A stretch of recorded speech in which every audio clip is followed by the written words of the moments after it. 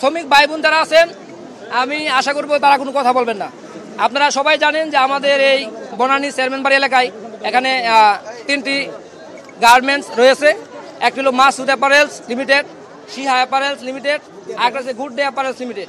3টা গার্মেন্টসে আমাদের জাতীয় গার্মেন্টস শ্রমিক ফেডারেশনের অন্তর্ভুক্ত সরকার অনুমোদিত 3টা রেজিস্টার্ড ইউনিয়ন আছে। আর যে মেয়েটা যে আমার বোন মারা গেছে আজকে দুর্ঘটনায়, সেও আমাদের মাসুদ অ্যাপারেলসের শ্রমিক এবং আমাদের যে ইউনিয়ন আছে ইউনিয়নের মেম্বার। তাহলে আমরা অত্যন্ত দুঃখের সাথে জানাই যে আমাদের যে বোন মারা গেছে আজকে, এই মারা যাওয়ার ঘটনায় অতীতে একাধিকবার বাংলাদেশের ছাত্র সমাজ, শ্রমিক, সাধারণ মানুষ, মিডিয়া কর্মী সবাই কিন্তু দাবি জানাইছে যে বাস মালিকদের এবং বাস চালকদের এবং বাস মালিকদের সংগঠন পরিবহন শ্রমিক ফেডারেশন তাদের যে বেপরোয়া আচরণ, এই আচরণের বিরুদ্ধে বাংলাদেশের সকল মানুষ বিভিন্ন সময়ে বিভিন্নভাবে প্রতিবাদ জানাইছে। কিন্তু আজ পর্যন্ত বিগত কয়েকটি সরকার গেছে, আমরা লক্ষ্য করি নাই যে এটা কোনো সুস্থ সমাধান হয়েছে।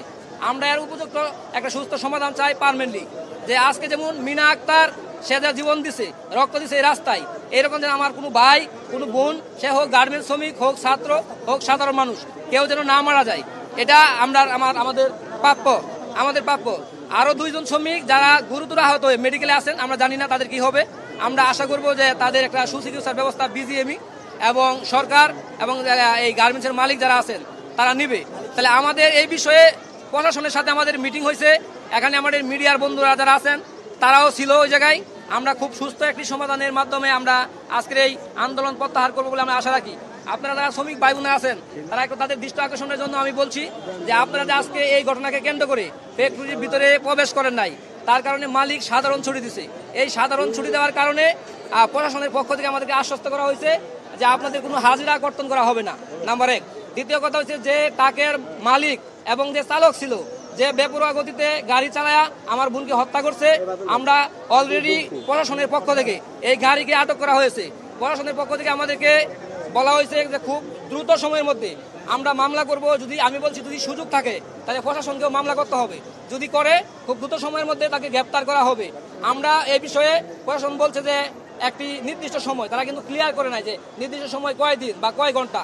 আমাদের পক্ষ থেকে আমরা 2 দিন, আগামী 2 দিনের মধ্যে যদি এদেরকে গ্রেপ্তার করে আইনের আওতায় নিয়ে আসা হয়, তাহলে আমরা আবার কর্মসূচি নিব। হইতে পারে সেই কর্মসূচি রাস্তায়, হইতে পারে সেই কর্মসূচি আমাদের যে ডিসি সাহেব ছিল ওনার কার্যালয়, হইতে পারে এটা থানার সামনে, ঠিক আছে। কিন্তু আমরা পাশাপাশি এই কথাটাও বলি যে আমরা এই পরিবেশে, আমরা জানি বাংলাদেশের মধ্যে কোনো রাজনৈতিক সরকার নাই, এই সময় আমরা কোনো রকম বেপরোয়া আন্দোলন, জ্বালাও পোড়াও আন্দোলন, বিশৃঙ্খলাকারী আন্দোলন আমরা করতে রাজি না। যাই কিছু করি আমরা শ্রমিক এবং আমরা সাধারণ মানুষের পক্ষ থেকে আমরা সাধারণভাবে আমাদের আন্দোলন চালিয়ে যাব। কিন্তু আজ পর্যন্ত পুলিশ যেটা আমরা বলছে, আমরা এটা সবকিছু মেনে নিছি যে আপনাদের কোনো হাজিরা কর্তন করা হবে না। আপনাদের যে ট্রাকের চালক এবং গাড়ির মালিক তাদেরকে খুব শীঘ্রই অ্যারেস্ট করা হবে এবং আজকে আপনারা ফ্যাক্টরিতে না যাওয়ার কারণে আপনাদের কোনো হাজিরা কর্তন করা হবে না। এই বিষয়গুলো আমরা দীর্ঘক্ষণ আলোচনা করছি। তারপরে এই যে মেয়ে যে মারা গেছে আমার বোন মিনা আক্তার, তার ফ্যামিলির লোক ধরে না আছে, আমরা বলছি যে সরকারের একটা নির্দিষ্ট ফান্ড আছে, সেটার নাম হলো EIS। এ থেকে যে যে মারা যায়, এই মারা যাওয়াকারী যে বোন অথবা ভাই হোক, তার ফ্যামিলি মেম্বার যতদিন থাকে সবাই কিন্তু একটা ক্ষতিপূরণের আওতায় আসে। তাহলে আমরা ওইটার ব্যবস্থা করব। আমরা আশা করি যে বিজিএমের একটি ক্ষতিপূরণের বিধান আছে, বিজিএম সেই ক্ষতিপূরণটা দিবে। সবকিছু মিলে আমরা একটা সুন্দর আলোচনা করে আমরা আজকের যে আন্দোলন আমরা এখানে প্রত্যাহার করলাম, ঠিক আছে। আমরা সবাই আজকে জাতীয় বাসা চলে যাব। আমার নাম মোহাম্মদ, আমার সবকিছু আলোচনা হয়েছে। আমার নাম মোহাম্মদ রফিকুল ইসলাম, আমি জাতীয় গার্মেন্টস শ্রমিক ফেডারেশনের সাধারণ সম্পাদক, ঠিক আছে। আন্দোলনকারী ভাই বোনদের সাথে আমাদের কথা হয়েছে, তাদের নেতাদের সাথে কথা হয়েছে। তাদের 3টা সুনির্দিষ্ট দাবি ছিল।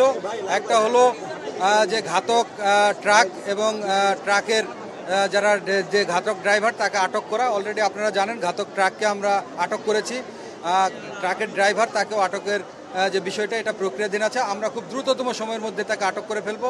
আর দ্বিতীয়ত আরেকটা দাবি ছিল যে এই শ্রমিক ভাই বোনেরা যারা এই রাস্তার এপাশ থেকে ওপাশে যায়, বিশেষ করে পিক আওয়ারে গার্মেন্টসটা শুরুর সময় এবং ছুটির সময়, এই দুটাতে তাদেরকে সহযোগিতা করা পুলিশের পক্ষ থেকে। তো এই জিনিসটা আমরা করব। পুলিশ, গার্মেন্টস কর্তৃপক্ষ প্লাস শ্রমিক ভাই বোনদেরকে নিয়েই আমরা এটা একটা সমন্বিতভাবে যাতে একটা নিরাপদভাবে রাস্তার এপার থেকে ওপারের আনা নেওয়া করা যায়। আমি ট্রাফিক ডিভিশন সহ সংশ্লিষ্ট সবার সাথে কথা বলবো। আমাদেরকে এই বিষয়ে আমার সিনিয়র অথরিটি মন্ত্রণালয় থেকে উপদেষ্টা মহোদয়ের বিশেষ সহকারী সবাই আমাকে নির্দেশনা দিয়েছে যে এইভাবেই যেন আমরা একটা সুশৃঙ্খলভাবে রাস্তা পারাপারের ব্যবস্থা করতে পারি। আর 3 নম্বর আরেকটা দাবি ছিল যে মৃত যে মারা গেছে তার পরিবারের জন্য ক্ষতিপূরণ। এই ক্ষতিপূরণের জন্য আমরা দেখি ঘাতক ট্রাকের ড্রাইভার বা মালিক কর্তৃপক্ষকে গ্রেপ্তার করতে পারলে, আইনের আওতায় আনলে আমরা তাদের সাথে আলোচনা সাপেক্ষে কি করা যায় বা এখানে বিজিএমই এর প্রতিনিধিদের সাথে আলোচনা করে তাদের সাথে নেগোশিয়েট করে যে তাদের ওয়ার্কার মারা গিয়েছে কী পর্যায়ে আমরা কতখানি ক্ষতিপূরণ আদায় করে দেওয়া যায় এই বিষয়ে শ্রমিক প্রতিনিধি ভাই বোনেরাও থাকবে, নেতা থাকবে, আমরাও নেগোশিয়েটর হিসেবে থাকবো।